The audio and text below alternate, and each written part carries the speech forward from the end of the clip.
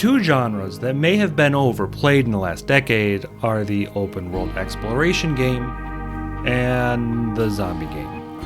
Ubisoft and Bethesda have turned the open world format into kind of a mass-produced art form. Huge maps, endless checklists, and a whole lot of filler between meaningful moments.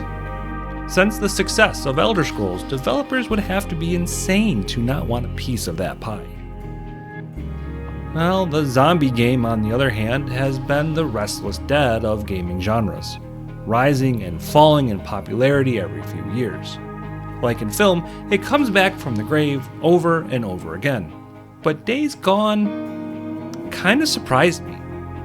It's a strange hybrid of both overexposed ideas, an open-world zombie survival game with motorcycles. It should have been derivative, should have been generic, it really should have been forgettable. Yet, against all odds, it has something most of its peers didn't: a soul. The game was dismissed early on as just another shooter with undead hordes. The marketing didn't help. It leaned into the action, the roar of engines, the spectacle of hundreds of freakers swarming like ants. Yes, because we don't call them zombies, we call them freakers, apparently. Just call them a zombie. But under that surface, Days Gone learns something from the master himself, George Romero. Neither of these genres are known for deep storytelling, and I say this with love. If you're going to point out to the old Resident Evil games as narrative masterpieces, you're just straight up kidding yourself. They're fun, they're campy, and that's part of the charm. Days Gone, though, dared to go further. Beneath the gunfights and engine grease is a story about grief, obsession, and the haunting echo of love that refuses to die. Before Deacon St. John was a biker, a drifter, or a killer, he was a husband. And long after the world ended, that was the one thing he couldn't outrun.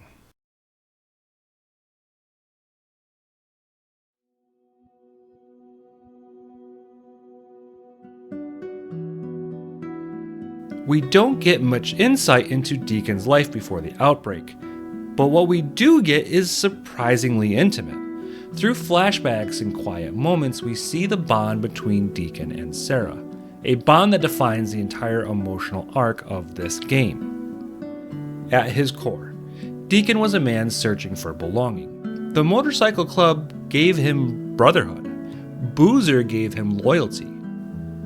But he still carried that quiet emptiness, the kind of loneliness that only love can fill. And when Sarah entered his life, something shifted. For a man like Deacon, vulnerability is a dangerous thing, yet we see him picking lavender with her, laughing and showing tenderness. It's a scene that shouldn't work with a gritty game, but it does, because it shows what's at stake when the world collapses. Let's contrast this game with Ride to Hell Retribution. It's also a biker game, if you can call it that, but one without dimension or humanity. The protagonist there is a caricature, not a character. The infamous love scenes alone are so bad they've become unintentional comedy. I dare you to try to get aroused from these scenes.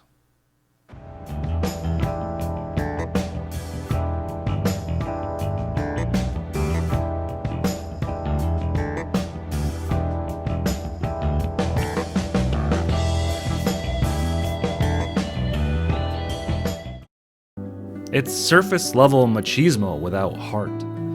Days Gone takes the opposite route. It gives us a man who feels deeply, a man whose identity as a husband is more important than his identity as a survivor.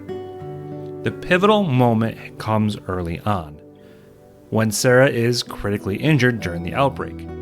Deacon, the ex-soldier, has to make a choice: escape with her, or stay behind with his brother-in-arms Boozer, who is also injured.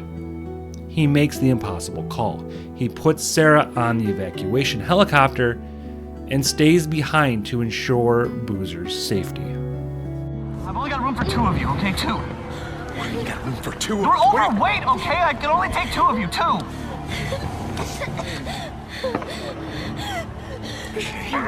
Come on, help me, come on. All right, sweetheart. That's okay. You're gonna be all right. I got her. I'm gonna be right back.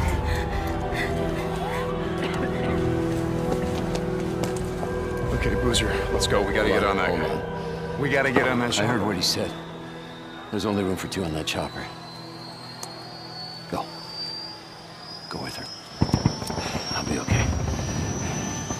Look, I've been through worse shit than this before. You know? Yeah, we have.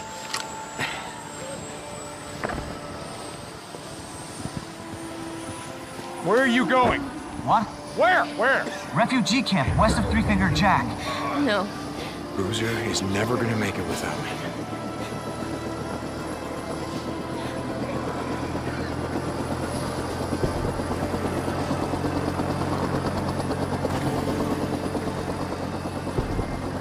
I want this back. That moment changes everything. It's noble, selfless, and it kills part of him. Deacon saves the love of his life, but in doing so dooms himself to a lifetime of guilt. From that point forward, he can't move on. He becomes emotionally trapped in that single moment, watching her fly away, clinging to the idea that she might still be alive, though he's pretty sure she isn't.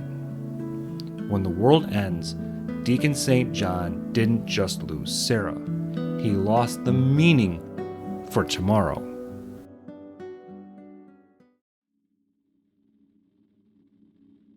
For much of Days Gone, Deacon is a drifter, a man without a destination or a plan, taking odd jobs, trading favors, doing whatever it takes to survive. He keeps moving constantly, but not out of practicality. It's his form of denial. Movement is his therapy, his punishment, and his escape all in one. As long as he's on the open road, he doesn't have to stop and face what's gone. Just to be clear, I know he has a home base. Work with me here. The world around him reflects the same exhaustion. It's violent, hostile, and lonely. The freakers are everywhere, but the danger comes from the living, bandits, cultists, and broken survivors. Amid that chaos, we see Deacon clinging to the only ritual that gives his life meaning, visiting the small memorial he built for Sarah.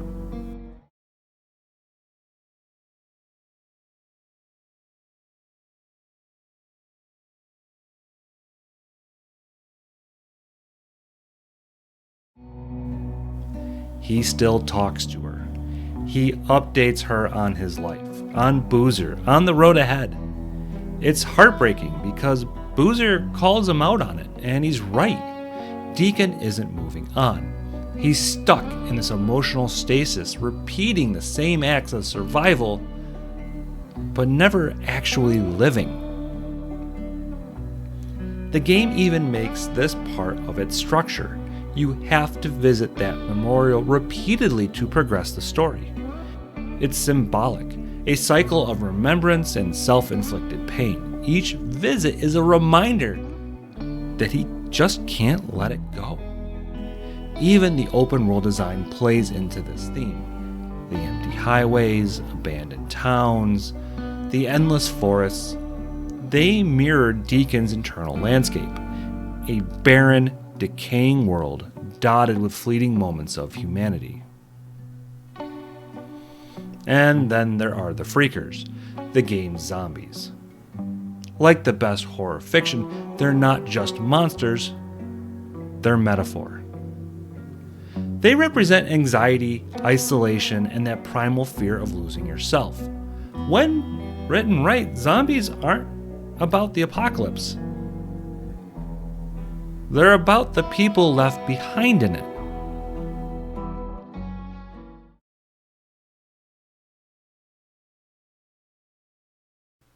Eventually, Deacon starts to show signs of moving on. He talks about leaving the area with Boozer and starting over someplace new, but Boozer's injury forces them to stay put. That delay, that twist of fate, changes everything.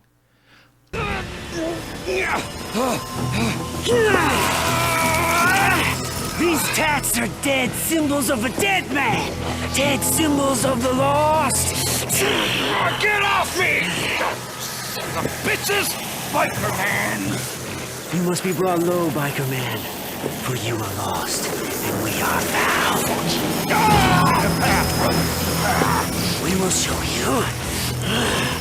You are not one of the found. You are the lost. You are lost.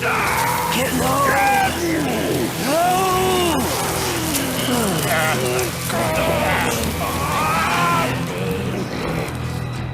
While running jobs for local camps, Deacon hears something impossible.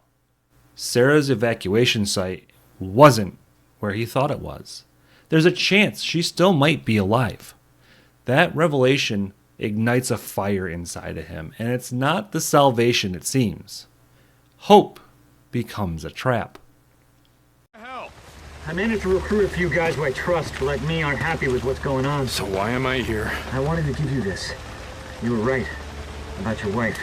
Where did you get this? When Silver Lake evacuated, they took Nero personnel, federal officials, and well, Sarah Irene Whitaker had a Class 4 federal clearance level. Clearance level. Your wife bugged out with a recon unit, east of Fort Rock. Take me there. No, No. Well, you got a ride. We're all friends now. the base is... It keeps him from healing and from facing reality.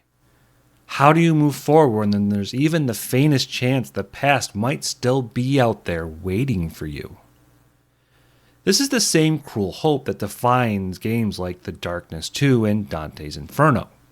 In The Darkness 2, Jackie Estacado is haunted by visions of Jenny, his lost love. Every act of violence, every descent into darkness is driven by the fantasy of bringing her back. But it's not love motivating him, it's guilt. Jenny becomes a tool used by the darkness to manipulate him, to keep him chained to his suffering. Deacon mirrors this almost perfectly. His love for Sarah mutates into this obsession. It stops being romantic and starts being pathological. He isn't living for her, he's surviving because he refuses to accept she's gone. And like Dante descending into hell for Beatrice, Deacon's journey is built on illusion. Dante believed love could conquer death, that devotion itself was salvation. But each circle of hell stripped away that belief, revealing he wasn't saving her, he was seeking forgiveness for himself. Deacon's Road is just a modern retelling of that myth. When he finally finds Sarah, it's not the ending he dreamt of. It's the beginning of his reckoning. She's alive, yes, but changed, hardened. She's moved forward in a way he hasn't. Active ingredients: chloroform and terpin. Get out. Shit. Get out! Matt, I can't do this if I have to do my own supply runs. I got it covered. Lieutenant Whitaker, this is Corporal St. John. He's a new member of Kouri's unit. He's got some experience out in the shit. Read this. What? Read this. I mean, you can read, can't you? Active ingredients: chloroform, aterpenol, benzoyl alcohol, ethyl acetate. Good enough. When can he start? Ah, I'll leave you to it. Carry on, Lieutenant.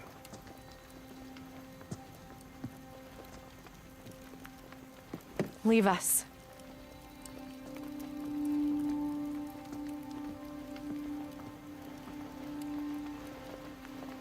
Sarah. Stand at attention.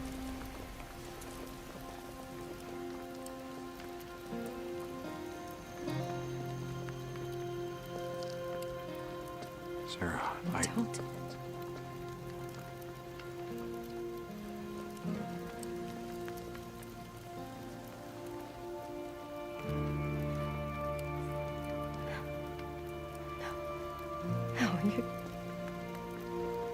You're dead. You're dead. You're supposed to be dead. While Deacon was trapped reliving the same night over and over, she was surviving the new world. Their reunion isn't romantic. It's devastating. The ghost he's been chasing all this time was never really her. It was the version of her he refused to let die. His love was no longer noble. It's delusional. It's survival as penance. Just like Jackie and Dante, Deacon's tragedy isn't that he lost someone, it's that he built his identity around that loss.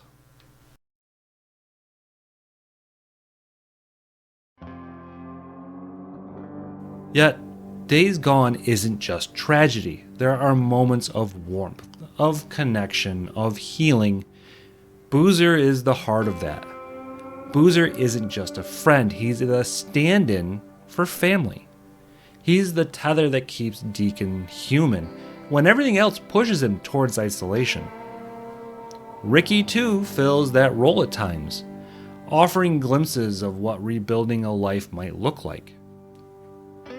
When Boozer's condition worsens, Deacon is forced to seek help from Lost Lake, a community that previously rejected them for good reason. It's me. No, get back! Oh.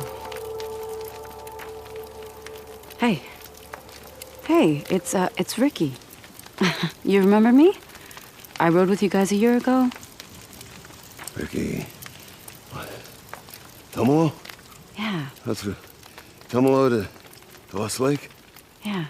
Yeah. Hold on. That's right. How you doing there? Boozer, you doing all right? Just peachy. It still didn't give you the right to steal our shit. Are you kidding me? Look at his arm. What was I supposed to do, huh? I don't know. Maybe ask. Jesus. Look at you guys, the biker boys. The most badass drifters in this shit, right? Now you come back crawling to Iron Mike. Oh, wait. If he'll let you. Come on, just help me get him back to Addie. Let's go. This becomes a turning point again. We see real change in Deacon here. He starts helping others. He protects survivors. He becomes something resembling a leader. And in doing so, he begins to heal. It's here that he learns Sarah is really alive, a revelation that ignites all his buried emotions. But their reunion isn't the closure he expects. She's distant, pragmatic, emotionally scarred. She belongs to the world that came after the fall, and Deacon still belongs to the one that died. The true final act isn't finding Sarah. It's when Deacon finally lets go of the man he used to be after betrayal and slaughter at Lost Lake. After losing his found family, he realizes that survival means nothing if you never return to the living. That's the moment in Days Gone when it becomes a story about rebirth, about finally burying the ghosts and learning to exist again. When most people think of Days Gone, they think of the roaring engines, the hordes, the freedom of the open road. But beneath that, there's something just quieter and far more terrifying. It's not the infection that ended the world, it's the grief that followed it. The freakers are monsters, yes, but they are also mirrors. They're what happened when the body keeps moving after the soul gives up. Deacon is no different. He's living embodiment of that same condition, constantly moving forward, never resting, driven by instinct and pain. His story is a reflection of the 5 stages of grief. Denial, when he refuses to accept Sarah's death. Anger, in every violent outburst. Bargaining, when he risks everything to chase a ghost. Depression in his hollowed out isolation. acceptance when he finally stops riding for the dead and starts fighting for the living. Days Gone turns these emotions into gameplay. The repetition, the long rides, the endless errands, they all feel like therapy sessions with ghosts. It's a game about persistence in the face of futility.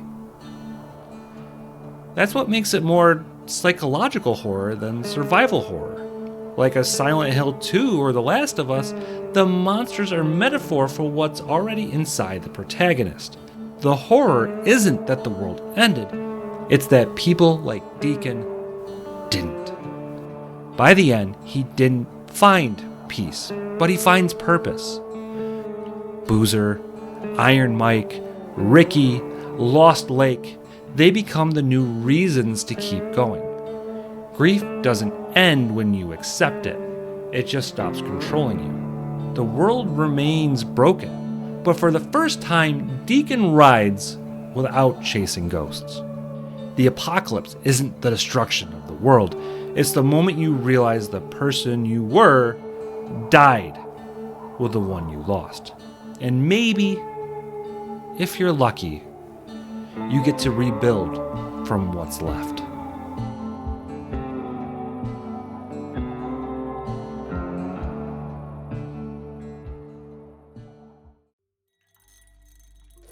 Lately, we've been exploring horror through unconventional lenses.